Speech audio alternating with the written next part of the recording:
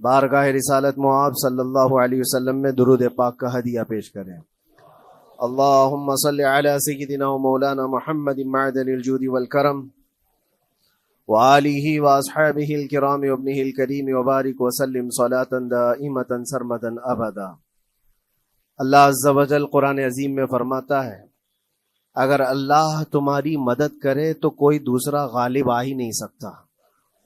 ان ینصرکم اللہ فلا غالب لکم، تم پر کوئی غلبہ حاصل نہیں کر سکتا اگر اللہ تمہاری مدد کرے۔ وَإِن يَخْذُلْكُمْ فَمَنْ ذَا الَّذِي يَنصُرُكُمْ مِنْ بَعْدِهِ، اور آگے اللہ فرماتا ہے اور اگر اللہ تمہیں چھوڑ دے یا گرا دے تو کون ہے اس کے بعد جو تمہاری مدد کرے؟ کوئی ہے جو اللہ کے علاوہ تمہاری مدد کر سکتا ہے؟ جب نہیں ہے تو پھر آگے ہونا کیا چاہیے؟ وَعَلَى اللَّهِ فَلْيَتَوَكَّلِ الْمُؤْمِنُونَ، تو مومنوں کو چاہیے کہ وہ صرف اللہ پر بھروسہ کر کے رہیں۔ فتح، نصرت، مدد، یہ سب جو چیزیں ہیں بہت سارے لوگوں کے ذہن و دماغ میں ایسے ہے کہ فوراً آ جانا چاہیے۔ کوئی بھی فتح ہو، کوئی بھی مدد ہو، بغیر تمہارے اسٹرگل کیے ہوئے، بغیر مصیبت اٹھائے ہوئے نہیں ملے گی۔ اگر فتح و نصرت یوں ہی آپ کو روزانہ ملنے لگ جائے تو کیا رسول پاک صلی اللہ تعالی علیہ وسلم مدینہ طیبہ میں بیٹھ کر دعا کرتے تو ساری چیزیں فتح یاب نہیں ہو جاتی؟ آپ صلی اللہ تعالی علیہ وسلم کو بدر میں جانے کی ضرورت کیا پیش آتی؟ احد میں اپنے 70 جوان صحابہ کی شہادت پیش کرنے کی ضرورت کیا پیش آتی؟ اور اسی طرح سے خیبر ہو کہ حنین ہو کہ طائف ہو، کتنی جنگیں ہیں جس میں اپنی جان کی بازی لگائی صحابہ نے۔ سب سے بڑا معرکہ تو کربلا کا دیکھیں آپ، جہاں پورا کا پورا خاندان شہید ہو گیا ہے۔ تو فتح و نصرت بغیر قربانی کے اور بغیر تکلیف کے ایسی ہی آ جائے؟ آج کے زمانے میں ہم سوچ کر کے بیٹھے، ایسا نہیں ہوتا۔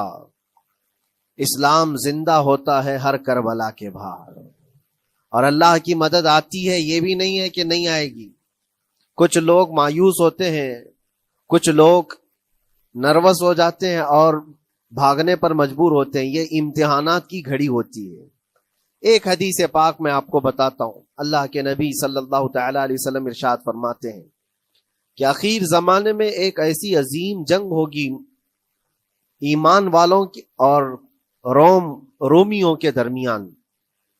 کفار و مشرکین ہیں اور مسلمین ہیں۔ اس کو ملحمۃ الکبریٰ کہا گیا ہے، قیامت سے قریب ہونے والی یہ سب سے بڑی جنگ ہے۔ اسی سے آپ اندازہ لگائیں، اللہ کے حبیب صلی اللہ علیہ وسلم ارشاد فرماتے ہیں کہ اس میں کفار و مشرکین 80 جھنڈوں کے نیچے آئیں گے اور ہر جھنڈے کے نیچے 12,000 کی فوج ہوگی، جو تقریباً حساب کرنے پر 9,60,000 کی فوج بن جاتی ہے۔ اگر وہ مومنین سے مقابلہ کرنے کے لیے اتنی بڑی فوج ایک جگہ جمع ہوتی ہے تو پھر اس جنگ کا اندازہ کریں کتنی بڑی۔ اس کو الملحمۃ الکبریٰ کہا گیا ہے اس لیے کہ اس میں گوشت کے چھیتڑے اڑیں گے۔ ملحمہ جو کہا گیا ہے عربی میں کہ گوشت کے ٹکڑے ٹکڑے دیکھے جائیں گے، اس قدر اس میں جانے جائیں گی۔ اس جنگ کے متعلق جو اللہ کے حبیب صلی اللہ علیہ وسلم نے پیشین گوئی کی ہے، جو پہلے سے خبر دی ہے، وہ کیا ہے؟ فرمایا کہ پہلا دن جب ہوگا مقابلہ کا تو اس میں مسلمانوں کی جماعت میں تعداد کتنی ہوگی یہ تو نہیں بتایا گیا، کفار و مشرکین کے تو بتایا کہ 80 جھنڈوں کے نیچے آئیں گے، لیکن مسلمان اور مومنین جو لڑ رہے ہیں ان کی تعداد کا کوئی علم نہیں ہے ہمیں، لیکن یہ پتا ہے کہ ان میں سے 1/3 ایک پوری جماعت کا 1/3 حصہ میدان چھوڑ کر بھاگ جائے گا۔ جنگ میں سے وہ میدان چھوڑ کر بھاگ جائیں گے جب اتنی شدت کی چیز ہو رہی ہو، مصیبت آ گئی ہے، تکلیف آ گئی ہے، 1/3 میدان چھوڑ کر بھاگ جائیں گے۔ اور ان پر کیا فرمایا حضور پاک صلی اللہ علیہ وسلم؟ فرماتے ہیں وہ دنیا کے روئے زمین کے بدترین لوگ ہوں گے، ان کی توبہ بھی قبول نہیں ہوگی، وہ سب سے بدترین لوگ ہوں گے، پیٹھ دکھا کر جو نکل چکے۔ دوسرا مرحلہ آئے گا، دوسرا پڑاؤ، یہ ایک بہت سخت سٹرگل کرنے والا میدان ہے، مصیبت اٹھا رہے ہیں، مشقت اٹھا رہے ہیں۔ دوسرا دن ایسا ہوگا کہ مومنین کی جماعت کا 1/3 1/3 حصہ شہید ہو جائے، قتل ہو جائیں گے. سوچو یہ بہت بڑی بات ہے. یہ دونوں چیزوں پر میں آج آپ سے گفتگو کرنا چاہتا ہوں. 1/3 حصہ میدان چھوڑ کر بھاگ جا رہا ہے اور 1/3 حصہ قتل ہو گیا، شہید ہو گئے. بچے کتنے ہیں؟ 1/3. لاسٹ میں 1/3 حصہ بچا ہے. یعنی ایک میں اگر 3 پارٹ کریں تو 2 پارٹ تو ختم ہو گئے، 1 پارٹ بچا ہے. اور اللہ کے نبی صلی اللہ علیہ وسلم فرماتے ہیں اللہ رب العزت اس آخری تہائی حصے کو فتح مبین عطا فرمائے گا. فتح تو ہے ان کی، فتح ہوگی ان کی، لیکن جو حصہ بچا ہوگا وہ اخیر کا 1/3 حصہ ہوگا. اب اس پر مجھے عرض یہ کرنا ہے، مومنوں کو اگر فتح دیکھنا ہے، اللہ کی نصرت اور مدد دیکھنی ہے، تو یہ 2 چیزیں تو برداشت کرنی پڑیں گی. کون سی؟ پہلی چیز اپنوں کا چھوڑ کر بھاگ جانا، اور دوسرا اپنوں کا اپنے سامنے مر جانا. یہ دونوں چیزیں ہمیں دیکھنا پڑے گا. بہت سارے ایسے ہوں گے جو چھوڑ کر جا چکے ہوں گے، دامن چھڑا رہے ہوں گے، بھاگ چکے ہوں گے، اور کچھ وہ ہوں گے جو لڑتے لڑتے اپنی جان دے چکے ہوں گے. یہ دونوں بھی بہت سخت مسئلے ہیں میرے عزیزو. انسان کو یہ پگھلا دیتی ہیں چیزیں. اگر آپ کو ایسا لگے کہ میرے اپنے جاننے والے لوگوں میں سے کچھ لوگ مجھے چھوڑ کر بھاگ جا رہے ہیں، تو یہی انسان ٹوٹ جاتا ہے. اس کے دل کی کیفیت بدلنے لگ جاتی ہے. وہ پھر مایوسی کا شکار ہونے لگتا ہے. میری جماعت میں 100 لوگ تھے، 90 تو بھاگ رہے ہیں، 10 کیا کریں گے؟ اس کا اندر سے جو عزم تھا، حوصلہ تھا، وہ ڈاواں ڈول ہونے لگ جاتا ہے. اپنوں کا چھوڑنا یہ بہت بڑی آزمائش ہوتی ہے. وہ کسی بھی میدان میں آپ دیکھ لیں، کسی بھی میدان میں اپنے لوگ اگر چھوڑ دیتے ہیں تو یہ اس کے لیے آزمائش ہے بہت بڑی. اور دوسری آزمائش تو یہ ہے، بچے آدھے تھے، اس میں سے تو آدھے انتقال کر گئے.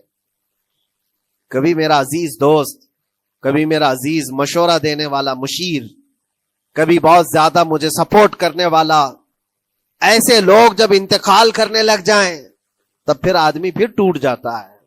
کچھ تو بھاگ گئے اور کچھ تو قتل ہو گئے. میں کیا کروں گا؟ میرے عزیزو، جو اخیر میں بچنے والے لوگ جو ہوتے ہیں نا، وہ معمولی نہیں ہیں.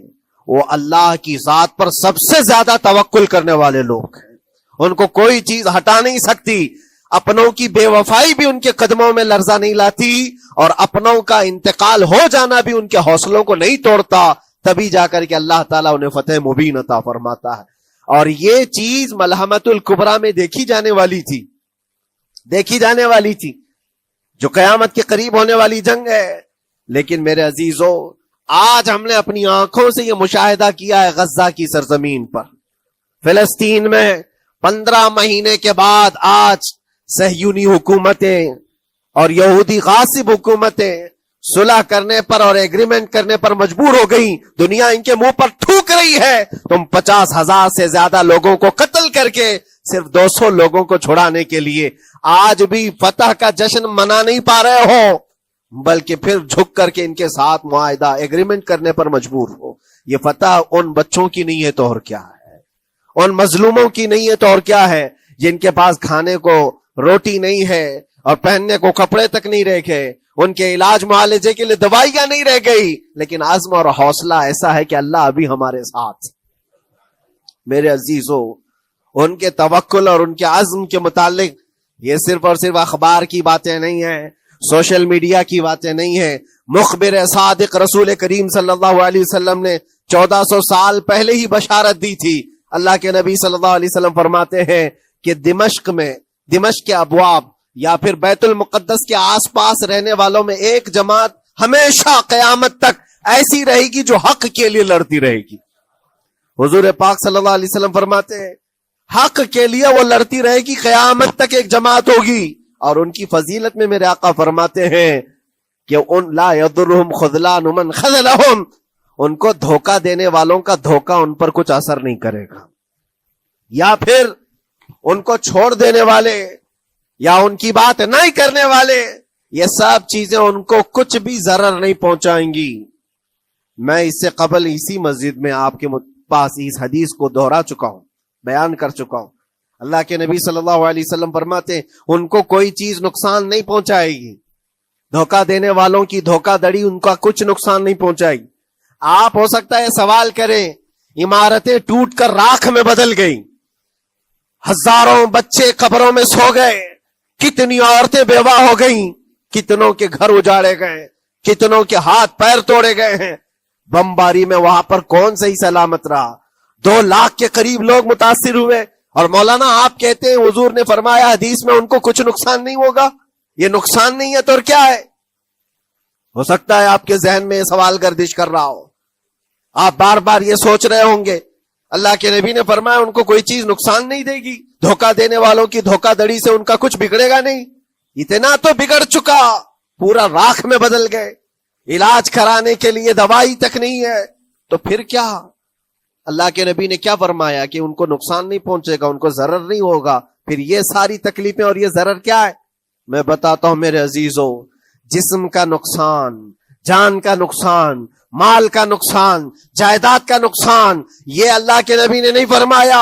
یہ نقصانات مومن کے لیے کوئی معنی نہیں رکھتے، اگر ایمان سلامت ہے تو پوری کائنات سلامت ہے، اور یہ اللہ تبارک و تعالیٰ نے آج تک ان کے ساتھ رکھا ہے، ان کا ایمان محفوظ ہے، ایمان موجود ہے، جس کی وجہ سے یہ سارے نقصانات کچھ معنی نہیں رکھتے۔ اس لیے کہ یہ تکلیفیں، یہ جو ساری مصیبتیں آئی ہیں، اس پر تو اللہ تعالیٰ نے اجر عظیم کا وعدہ فرمایا ہے، اجر عظیم کا وعدہ فرمایا ہے۔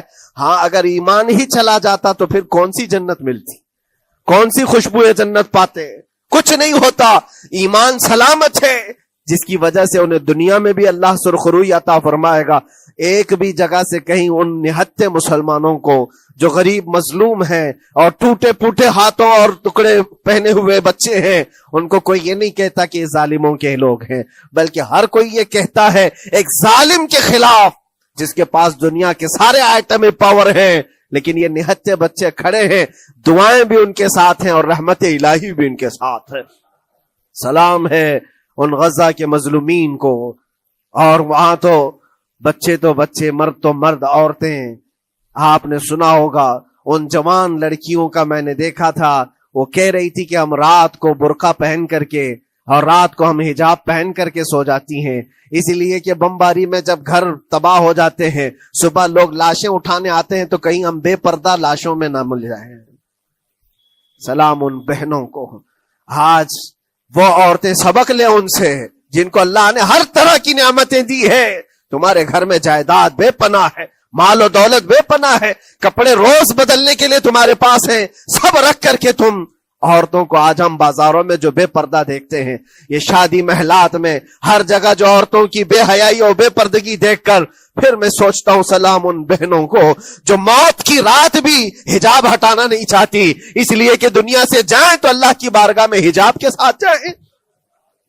یہ ایمان ہو تو پھر اللہ تبارک و تعالیٰ کی مدد بھی آتی ہے، نصرت الہی آتی ہے۔ مجھے بتاؤ میرے عزیزوں، 50,000 کا خون کر دینے والا وہ ظالم اور غاصب اسرائیل، وہ اپنے 200 قیدیوں کو چھڑا کیوں نہیں سکا؟ وہ حاصل کیوں نہیں کر سکا 200 لوگوں کو؟ بلکہ ان میں سے 5 لوگوں کو کیوں نہیں حاصل کر سکا؟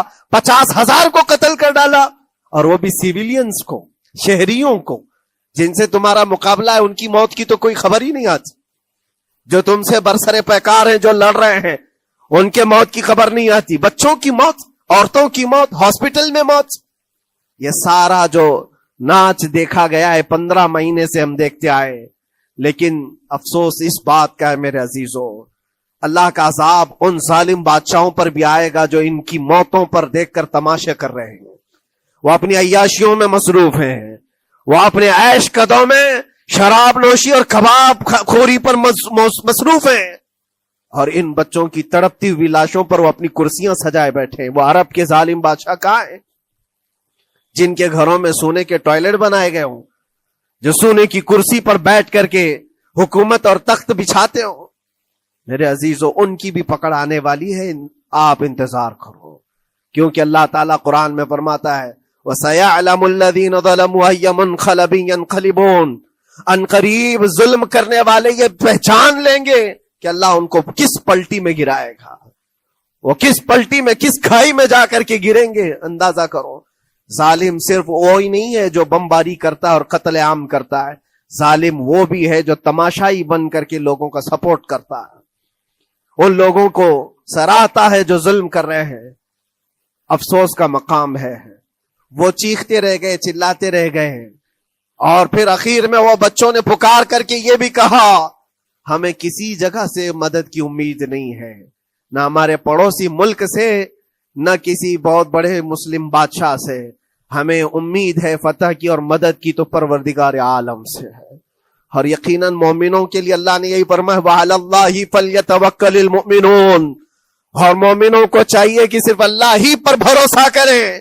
میں نے دیکھا ہے میرے عزیزوں، یہ دنیا صرف اور صرف لالی پاپ پکڑا سکتی ہے تمہیں، ان کے ہاں مدد کی کوئی گنجائش نہیں ہے، یہ ہمارے ساتھ کھیلتے ہیں، ان کے دلوں کے اندر سے رحم غائب ہے، یہ بچوں کی تڑپتی ہوئی لاشوں کو دیکھ کر کوئی آواز تک نہیں اٹھاتا، جو آواز اٹھانے والا اس کو کیس کر کے بند کر ڈالیں گے۔ جو بھی اگر مظلوموں کے لیے آواز اٹھائے، ان کا پرچم لہرائے، تو کتنے تو یہاں پر FIR ہو گئے، بند کر دیے گئے۔ کیوں؟ مظلوموں کے لیے آواز اٹھانا کیا یہ ہمارا رائٹ نہیں ہے، ہمارا حق نہیں ہے؟ تم ظالموں کے لیے علل اعلان بات کر سکتے ہو، ہم مظلوموں کی بات بھی نہیں کر سکتے؟ کیسی بات ہے میرے عزیزو؟ ہم جس دنیا میں جی رہے، اسی لیے میں آپ سے کہتا ہوں اٹھو وہ گر نہ حشر نہ ہوگا پھر کبھی، دوڑو کہ زمانہ چھال اپنی چل گیا، قوت عشق سے ہر پست کو بالا کر دو، دہر میں نام محمد سے اجالا کر دو۔ تمہارے پاس طاقت و قوت نام کی کوئی چیز ہے تو وہ ایمانی طاقت ہے، باقی کوئی چیز، کوئی طاقت و قوت تمہاری مدد نہیں کرے گی۔ وہ قوت ایمانی ہے جو بدر میں صحابہ کے ساتھ تھی، وہ قوت ایمانی ہے جو احد میں بھی صحابہ کے ساتھ تھی، وہ ایمانی طاقت و قوت کا جوش ہی ہے جو 4000 ہوتے تو 40,000 پہ بھاری ہوا کرتے تھے، وہ ایمانی طاقت و قوت ہی ہے جس پہ اللہ کی مدد اور نصرت آتی ہے۔ آج مومنو، آپ سب سے زیادہ اللہ پر توکل کرو، اللہ پر بھروسہ کرو۔ میں نے دیکھا ہے میرے اپنے معاملات میں 8 مہینے تک میں اسٹرگل کرتا رہا، پل پل دیکھتا رہا، اور ایسی زمین پر مجھے لٹایا جاتا جہاں فرشی بھی نہیں ہے، پتھروں کی زمین پر لیٹ لیٹ کر کے ہماری کمر ٹوٹنے پر آتی۔ اس وقت لوگ یہ کہتے فلاں کی طرف سے مدد آ جائے گی، فلاں کی طرف سے مدد آ جائے گی، ہم نے یہ لائن بھی لگا دی ہے، یہ سورس بھی لگا دیا ہے، ہر طرف دیکھتا رہا، اخیر میں پھر یقین ہوا مدد کہیں سے نہیں، میرے پروردگار سے ہی آئے گی۔ اللہ ہی مدد کرتا ہے مومنوں کی، بس یہ ہے کہ صبر ضروری ہے اور تھوڑی مصیبت اٹھانا ضروری ہے، اس لیے کہ مزاج ہے اسلام کا، اسلام زندہ ہوتا ہے ہر کربلا کے بعد۔ اپنی قربانیاں دو اور قربانیاں ضائع نہیں ہوتی، رنگ لائیں گی، ہماری شہادتیں رنگ لائیں گی، ان بچوں کی شہادتیں رائے گاہ نہیں جائیں گی جو 40,000 کے قریب شہید ہو چکے ہیں، وہ رنگ لائے گی۔ فتح بیت المقدس کے لیے ان کی قربانیاں، ان کی شہادتیں ایک عظیم باب بن کر کے نکلیں گی، ایک عظیم دروازہ بن کر کے نکلیں گی۔ آپ انتظار کرنا، وہ دن قریب آ رہا ہے جس کے متعلق میرے مصطفیٰ نے بشارتیں دی ہیں۔ ایک وقت وہ آئے گا جب امام مہدی کا ظہور ہوگا اور صرف پرچم اسلام لہرائے گا، وہ دن آئے گا، یہ قربانیاں ضائع نہیں جائیں گی میرے عزیزوں۔ اور اللہ کریم نے قرآن میں فرمایا، آپ لوگ ڈرتے ہوں گے مولانا پھر سے یہ ساری چیزیں بول رہے ہیں، ان کو برا لگے گا، ان کو برا لگے گا، بہتوں کو برا لگے گا، یہ میری بات نہیں، قرآن کہتا ہے وَلَوْ كَرِهَ الْكَافِرُونَ وَلَوْ كَرِهَ الْمُشْرِكُونَ۔ اللہ قرآن میں فرماتا ہے يُرِيدُونَ لِيُطْفِئُوا نُورَ اللَّهِ بِأَفْوَاهِهِمْ، لوگ تو چاہتے ہیں اللہ کے چراغ کو اپنے منہ کے پھونکوں سے بجھا دیں، اللہ کے چراغ کو اپنے منہ کے پھونکوں سے بجھا دیں۔ اللہ کا چراغ اسلام ہے، اللہ کا چراغ یہ قرآن ہے، اللہ کا چراغ رسول پاک کی ذات ہے، اور ظالم یہ چاہتے ہیں اپنے منہ کے پھونکوں سے اس چراغ کو بجھا دے۔ اور قرآن کہتے ہیں واللہ متم نورہ، اللہ تعالیٰ اپنے نور کو، اپنے چراغ کو مکمل کر کے رہے گا اور پوری دنیا میں غالب آ کر رہے گا۔ آخر میں یہ جملہ اللہ نے فرمایا، اگرچہ کافروں یہ بات ناپسند کرتے ہوں، اگرچہ مشرک یہ بات ناپسند کرتے ہوں، میں نہیں کہہ رہا، اللہ کہہ رہا ہے یہ بات تو بری لگے گی ہی۔ ایسا کیوں بولتے ہیں؟ اس لیے کہ یہ ہونے والا ہے جو قرآن نے کہا۔ یاد رکھو، زمین اوپر جا سکتی ہے، آسمان نیچے آ سکتا ہے، لیکن میرے رب کا فرمان کبھی ٹل نہیں سکتا۔ جو قرآن نے کہا ہے وہ ہو کر رہے گا، اور اسی پر ایمان ہم سب مومنوں کی شان ہے، ہم سب مومنوں کی شان ہے۔ بس آپ کے لیے ذمہ داری یہ ہے، आओ उन बुराइयों की वादियों से जिसमें पड़े हुए हो। नौजवानों से मैं गुजारिश करता हूं, तुम्हारी नमाजों का हिसाब कर लो, तुम्हारे अपने अमाल का हिसाब कर लो। अल्लाह की मदद को पुकारते हो तो यकीनन अपने चेहरे साफ तो कर लो, अपने दिलों को पाक तो कर लो, अपने अमाल, अपनी पेशानियों को मस्जिदों के सज्जों से सजा तो लो। फिर मांगने में तुम्हें एक मजा भी आए, एक लुत्फ भी आए। रहमान की बारगाह में हाथ उठाएं तो आपको लुत्फ भी आए, अपने लिए भी और मजलूमीन के लिए भी मांगने में मजा तो आए। लेकिन जब आज हाथ उठाते हैं तो फिर ये दिल में बात आती है, फजर तो कज़ा करके सोया था, इशा तो पढ़ा नहीं था, और मेरे हालात ये हैं, हराम खाया हुआ है, किसी का माल गज़ब किया हुआ है। इन तमाम मामलात को लेकर किस तरह से हाथ उठाओगे अल्लाह की बारगाह में? पहले अपने आप को पाक कर लो मेरे अजीजों। जब साफ सुथरे हो जाओ तो फिर अल्लाह की मदद भी आएगी। इसलिए कि दुनिया में हमने देखा है, साफ प्याला लेकर के आओगे तो दूध भी डाला जा सकता है और मिठाई भी दी जा सकती है, लेकिन प्याले में ही कीचड़ भर करके लाओ तो दूध देने वाला क्या उसमें दूध डाले और मिठाई देने वाला क्या उसमें मिठाई डाले। ये तो दुनिया वालों का दस्तूर है, बिला तशबीह व बिला तमसील। अपने पाक दिलों को लेकर अल्लाह की बारगाह में जाओ तो फौरन तुम्हारे लिए मदद भी आ जाए, फौरन मदद भी आ जाए। अल्लाह करीम उन गज़ा के निहत्ते और मजलूम मुसलमानों की फतह को सदा कायम व दायम रखे और